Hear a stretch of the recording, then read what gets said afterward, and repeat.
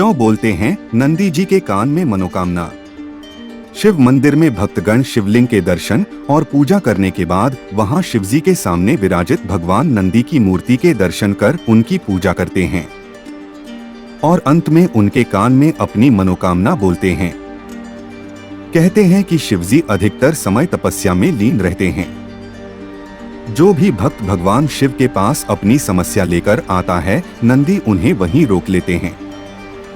किसी बाहरी विघ्न से उनकी तपस्या भंग न हो, इसीलिए भक्तगण अपनी बात नंदी जी को कह देते हैं। नंदी जी से कही गई बात शिवजी तक पहुंच जाती है। इसीलिए मंदिरों में नंदी जी के कान अपनी मनोकामना कहे जाने का प्रचलन है।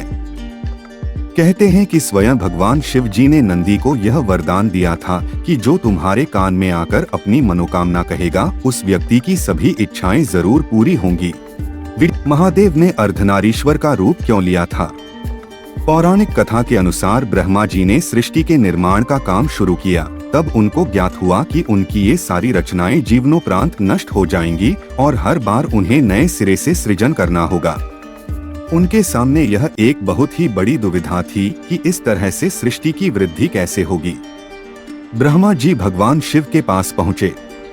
ब्रह्मा जी के अनुरोध पर शिवजी ने स्त्री पुरुष दोनों की उत्पत्ति के लिए यह रूप धरा। उनके शरीर के आधे भाग में साक्षात शिव नजर आए और आधे भाग में स्त्री रूपी शिवा यानी शक्ति।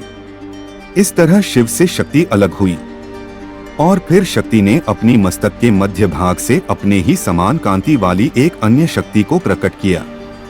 इसी शक्ति ने फिर दक्ष के घर उनकी पुत्री के रूप में जन्म लिया, जिसके बाद सृष्टि की शुरुआत हुई। वीडियो लाइक शेयर सब्सक्राइब कीजिएगा।